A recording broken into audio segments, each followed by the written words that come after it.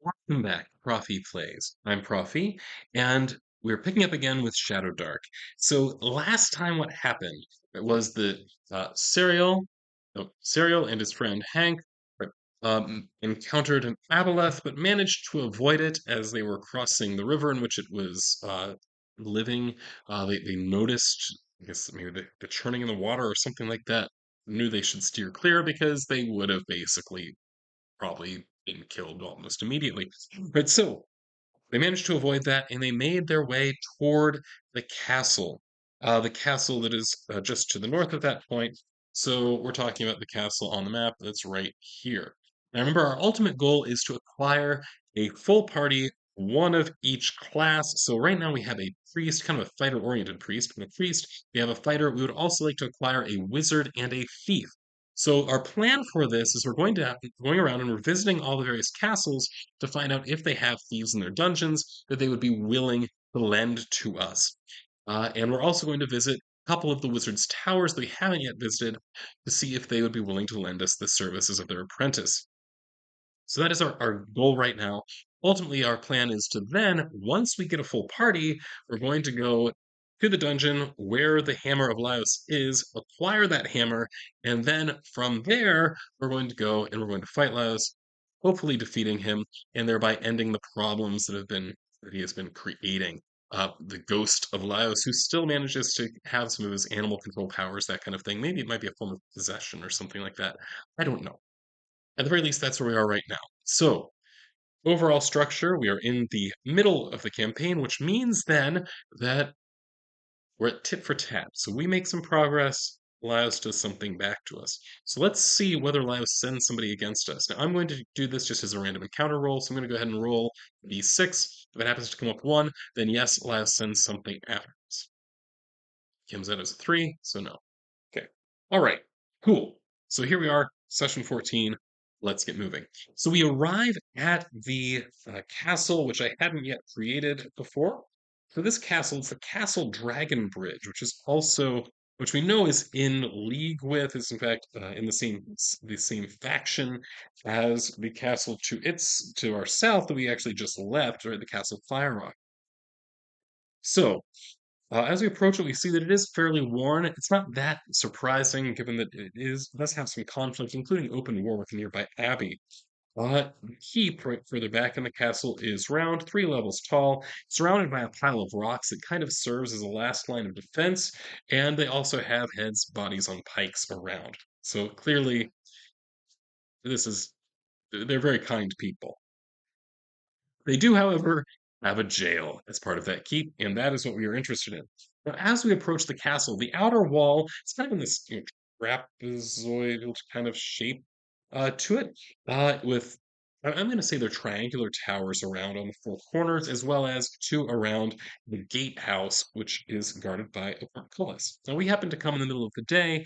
I think they're going to be relatively open to us coming in, but let's find out.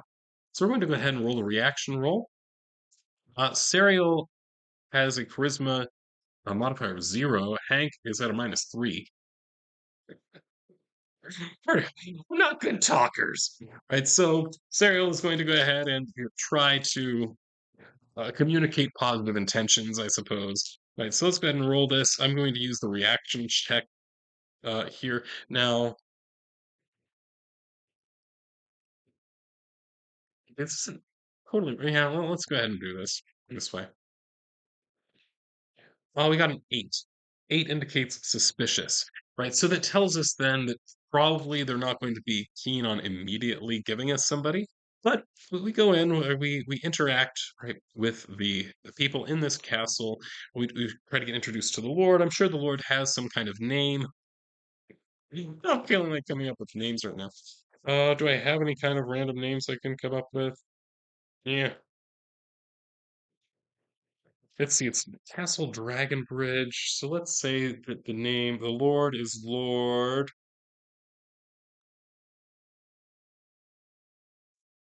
I'm gonna put a Z in there.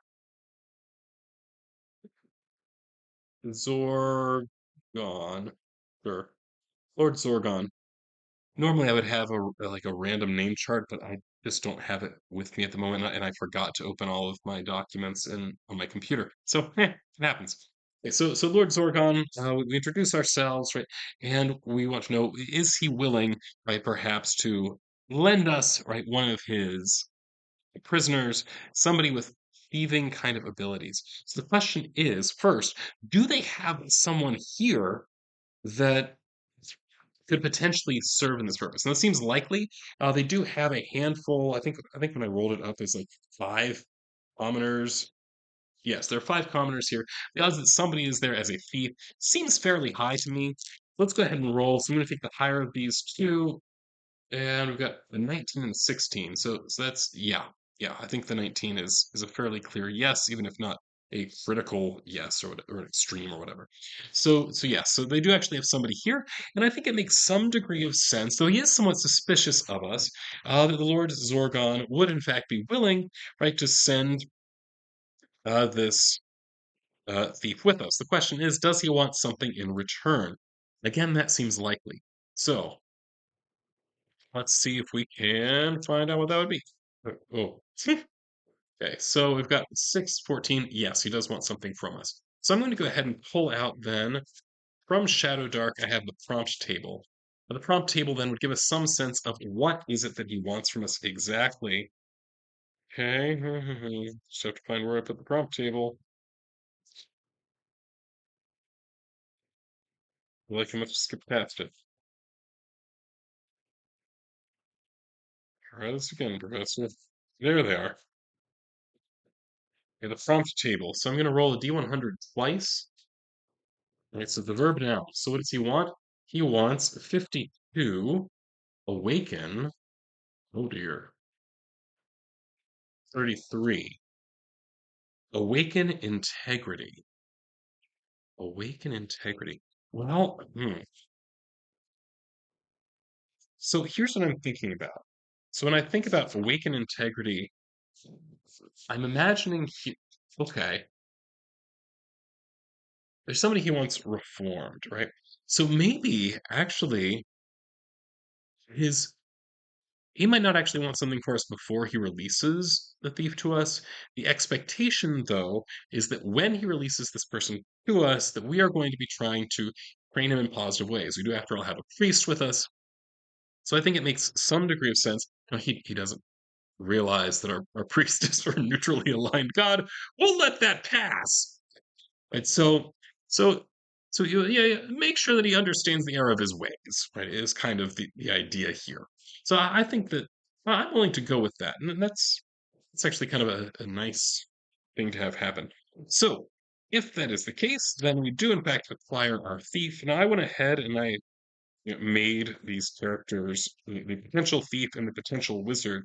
I had already rolled them up, just because that way I wouldn't have to do it all on camera. Okay. So I have here my thief. So he pulls out of the dungeon or releases from the dungeon a halfling by the name of Barvin. Right. So Barvin is the halfling thief, and that's really what we know about him. Right. They do allow him right to have a short sword and as well as a crossbow. He is the only character we have with a ranged weapon in our party at this point. Right. So there we go. So that is that. Now, as a um, halfling, he has the ability to actually turn invisible for a total of 3 rounds once a day, which is that's kind of a cool ability. All right, so I think then we've got Barvin. He has joined our party. I don't have like anything printed out for him, but there he is. Right, so the three of us then are going to head out. I'm really happy with that, actually. I'm gonna go ahead and circle where he came from. So I'm gonna say just we acquired Barvin. Acquired, really. I might wait to talk about this. Okay, so it's at E17. So that is where we got our thief. So I'm gonna go ahead and circle that one. Now, the next thing we are going to need to do is we're going to have to go to one of the wizard's towers. Unfortunately, the wizard's towers are pretty far away from here, right? So we're going to have to make our way down this direction. Now, one of these towers, let me double check which one it is the home of Ophelia, 14. So 14. So this one is the home of Ophelia, who we've already met. So I think that perhaps we're going to want to go there first and see if she is willing, right, to lend us the services, right, of her apprentice, who I actually already have a name for. His name is Sage. I had already generated that. I will have to kind of modify some of his stats because originally he was started out as not started out, but uh, the random generation indicated that he would be a level 4 wizard in terms of his abilities. Uh, that's why he's working with such a high-powered wizard as Ophelia. But that really doesn't work, honestly, for our purposes. Okay, so let me see. There we go. So I do have a potential wizard here. So we're going to head down toward Ophelia's, and we're going to see, do we run into any kind of encounters on the way? We have a long way to go, so it seems pretty likely we're going to encounter something. Right, so let's go ahead. We're going to take first path is going to be this way. So let's do that. So first thing first, yes, okay, so as we pass the lair to the south, nothing. That's good. Then we're going to pass the castle in A8. Nothing. Then we can pass the wizard's tower. We got that apprentice guild. Nothing. Oh, thank goodness. Then we're at King's Ham, our starting settlement. Nothing. Then we get to I think this might be like where the swamp is that we found that cave. Nothing. Then we're still going through swamp at this point. Still nothing. Good. Then there's some kind of lair that I don't think we have totally defined at this point. Nothing. Then we get to an abbey. We may have, it's this is an abbey in the forest. We may possibly have defined this before. No, I didn't actually. Okay, so let's see. Nothing. Which brings us then to Ophelia's tower. Is there a random encounter within like that little? These are 2 mile hexes. There is not. So we get to the tower. Cool. And Ophelia, we have a reasonable relationship with. We weren't really sure about that when we first encountered her, um, but we do actually have a reasonable relationship with her. She did have some kind of vision or something that indicated that she should help us, and she was the one that gave us a very important sword. It's the sword of the Archmage, which I believe the unholy blade of the Archmage. That's what it is, and that is one of Sariel's weapons that he is carrying with him. Okay, so the three of us arrive here, and we're just going to ask. Uh, like Ophelia has a fairly good relationship with us, so I'm just going to see, does that get modified in any way? We do have Barbin. Barbin has a -2 in charisma, so it's going to be Serial here. Now, so we go in. I guess we knock or whatever, and Ophelia greets us. So I want to know whether her relationship with us has changed at all. So I'm going to say that I think her overall impression is fairly positive, but I'm going to roll this. I'm going to add like I'm gonna add nothing because charisma modifier is 0, and then we'll compare that to a 7. If we get above a 7, then it's improved. If we get below a 7, it is made worse. If we get exactly a 7, it's exactly the same as before, which means she's basically friendly to us. And we got 12. Right, so she's in fact quite friendly to us. So awesome. So we want to know, right? Is she willing, right, to lend Sage, right, to us? That Sage, her apprentice, right, as part of our party. I mean, with her being so well disposed toward us, I think the answer is yes. I'm going to also put right here, just in terms of a disposition,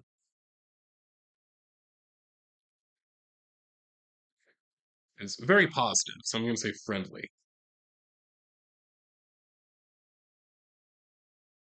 Let's give it a mark of, well, I like that idea of of like rolling for modification. I think that I think I want to keep that mechanic. I also want to actually maybe start taking notes about dispositions because I haven't done that in the past. Okay, so that's a good idea. I'm gonna have to try to keep that in mind. I probably won't. I'll probably forget. So don't hold me to that. But there we go. So at this point, right, Sage is then also willing to join us. Okay, or at the very least, Ophelia is willing to have Sage join us, and I think he is going to be willing to go along with it. So let's see if we can find where I put that last character sheet. There it is. A slight modification here. I originally statted this one out as an elf because I assumed that it would be somebody we didn't know. Turns out it's somebody we do know. Right, so I'm going to go ahead and put sage here. Ancestry is not elf. Ancestry is halfling, which means they don't get a +1 on spellcasting, but instead they can turn invisible for 3 rounds,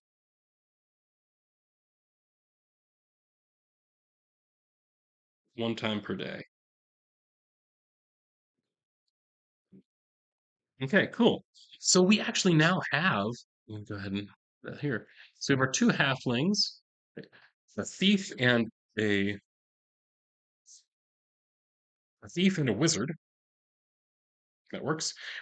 So we have the two of them. We have Sariel as kind of our leader, and we have Hank Flynn, our priest. We have a full party. So at this point, it makes sense for us to head toward that dungeon. So let's go ahead. I'm just going to see whether we have any random encounters on the way to the dungeon. Now, I had gotten this wrong in a previous episode. The dungeon I need to get to is right here. So actually, we're reasonably close.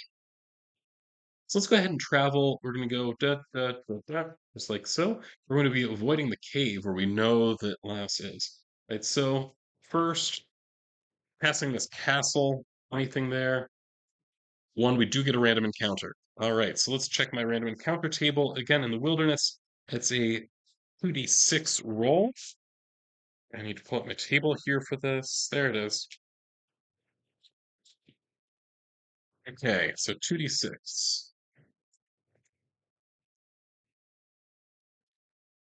Okay, it's an 8. 8 indicates that it's based on the biome. So, our biome here, so it's not the faction, it's the biome. So we are in the plains. So I need to roll here. I'm going to roll on my monster table till I come up with something that would sensibly be on the plains. Okay, so let's go ahead and roll here. We'll just roll a couple times. So we got. So the first thing I roll is a 93. 93 is not on my table. So I'm going to skip that one. Although one thing that I think I might be able to do, let's just loop it. So 93, subtract 50 off of it. That makes sense. So it would be 43 would be a spider swarm. So the question is, it's a scurrying carpet of spiders. Would those be on the plains though? See, that feels more like something that I'd find like in a cave or something like that. So I'm going to say it's not that. I'm going to roll again. 52. 52 is a wolf. Wolf on the plains makes absolutely perfect sense. So I think that it does make sense. We will have a wolf that we are encountering here. So now another question is how many wolves are there? So I'm going to go ahead and roll a d4 and we're going to find out. Just one. There's just one wolf. Okay. So the question is, so I'm going to keep these stats out here so that I can't use them. All right. So we have one wolf that we are encountering. Just here, there. The number one is the wolf.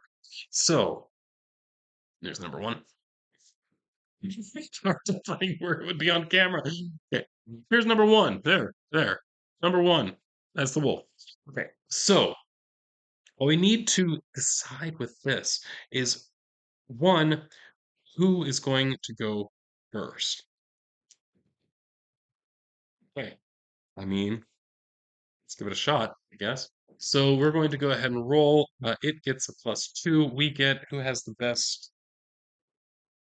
I kind of like the idea of there being a combat here just so I can get a feel for how they work with something that's a relatively low level. Here, let's see. Our best, we have a +1, +2 is the best. Sage has a +2. All right, so we're at a +2, and the wolf is at a +2 as well. So it's just basically a straight up roll. So it's the red. I'm right.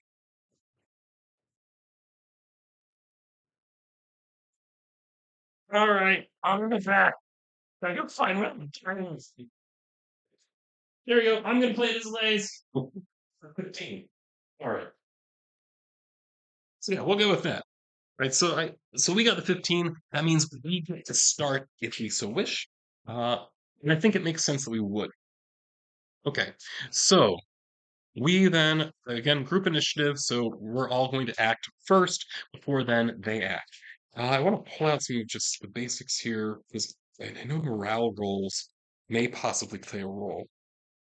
Enemies that are reduced to half their number or half their hit points for a solo enemy will flee if they fail a DC 15 wisdom check. Okay, cool. That's what I need to know. So I'm going to take some notes here about this wolf. Very important for me to know for this wolf. So we got Barvin. We also got Sage from Ophelia. I'm just making a note of that. And then Wolf Fight. I feel like this is going to be a short run at one as I'm trying to learn to run when I need to run. Now, one thing we need to do, so we notice the wolf first. So, I guess one question is how far it starts away, and this is something that I know that Shadowdark actually provides some guidance on with their random encounter stuff. Okay, so actually here I can just roll. All right, so our starting distance 3.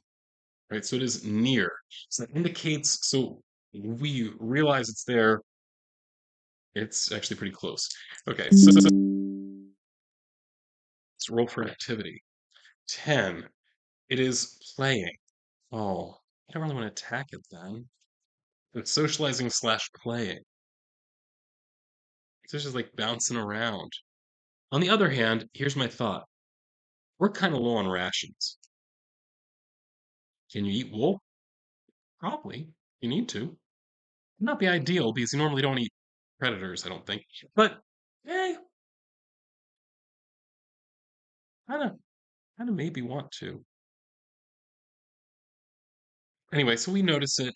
Are we going to try to pass by it or are we going to attack it? I really want to do the combat. So you know what? We're going to attack it. There we go. Decision made.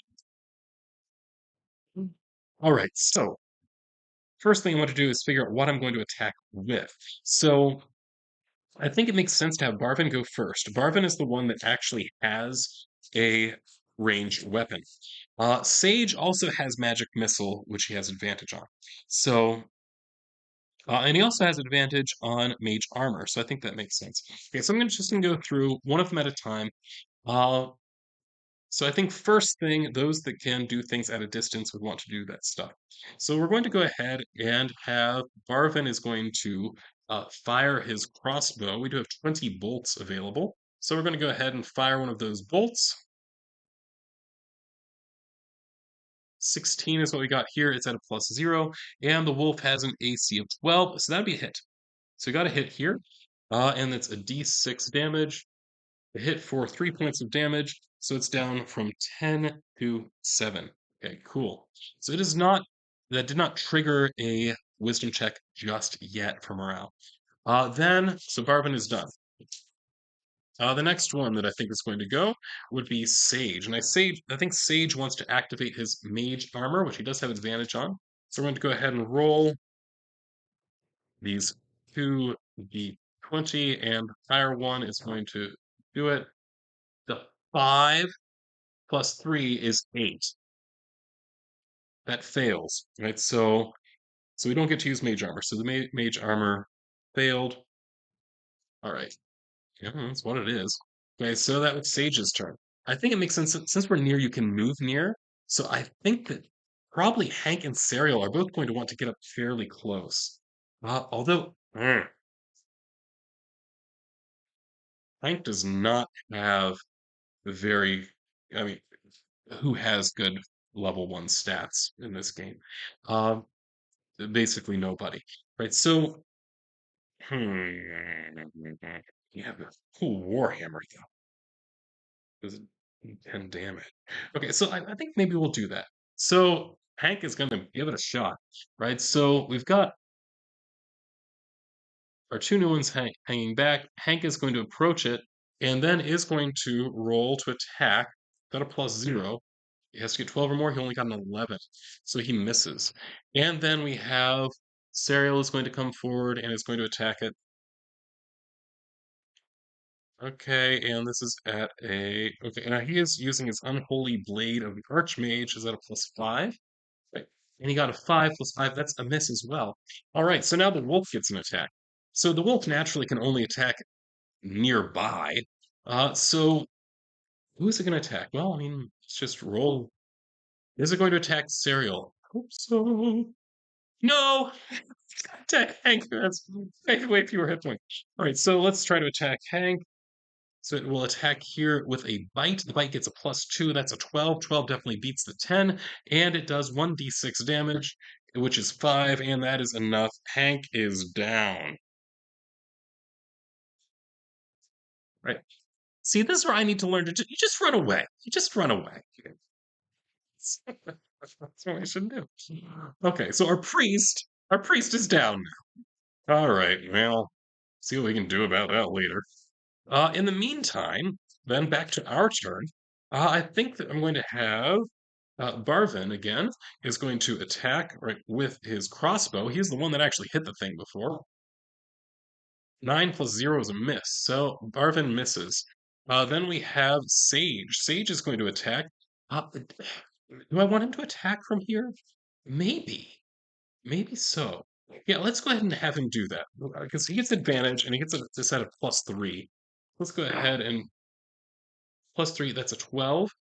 For the spell to go off, it has to be an 11, so that works. Okay, so we've got that going for us. So this will do 1d4 damage. The d4 damage is just 1, except they do get a save on this. I forget what, but it's a DC 11 is the save. Oh wait, no. No, they don't get a save. It's just 1 point of damage. Okay, so down to 6. Forgot that was the way things work. And then we have Sariel. Sariel does not want his friend to die, and his friend is going to die. It looks like in what is it? It's 1 plus Constitution rounds. His Constitution modifier is 0, so he's going to die if we don't fix him right now, which takes intelligence, I believe, 15. So let's go ahead and roll that. So do we get that 15? 17. Oh, thank goodness. Okay. Hank is stabilized. He's still out. He is stabilized. Now we have our friend the wolf is going to attack, and the wolf is going to attack, and 3 is a miss. Okay, cool.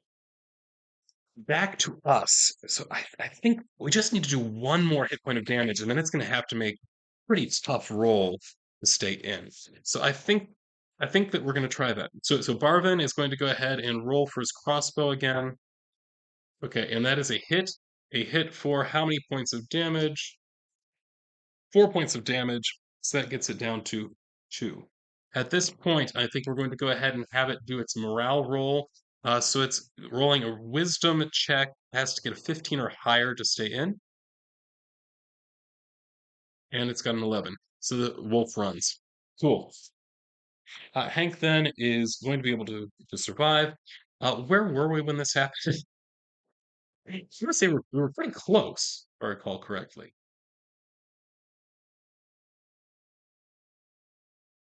Yeah, I think we're because we were in the because it had nothing to do with the castle, right? Okay, yeah, I think we were here. So there we are. So I think we're going to go ahead and make camp for the night. Hank is going to consume one of his rations, which is going to allow him then to heal himself. I mean, he's not like magically healing himself or anything. Just he recovers. All right. So there we go. And I think let's just go ahead and see if we can make the rest of the way there. So we've only got what, 3 more rolls, something like that. So now we're going through the mountains. Nothing. We're going through the hills and another random encounter. Okay. Like I thought it would be easy. I thought it'd be easy to get there. But no, we just keep running into things. Okay, well, I mean that's a 2d6 roll. There it is. In the wilderness, in the hills, 4. This would be faction. Okay. So what faction is involved here in the hills? I don't think any factions. No, this is faction free, which means then you use a biome encounter instead. Okay. So biome means the monster has to be rolled right on the fitting table. Monsters encountered this way do not belong to faction, right? So let's see what is something that reasonably might be in the hills. So I'm going to go ahead and do that again. It's effectively a D50 roll. 86, and we'll just subtract 50 from it, so it's 36. A reaver? This sounds terrible.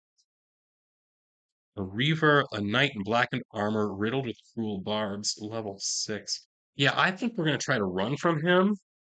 Because I mean we just fought a wolf and it killed one of us. So let's just see if we can manage to run away. I'm gonna say that's a yes. Right, so we got a 14 plus 2. They get a plus 0 to theirs. So yeah, so we managed to avoid it. And that gets us then to the dungeon. So next time, that's where we're going. We're going to go into the dungeon and see what we see. For now, this is Profi signing off.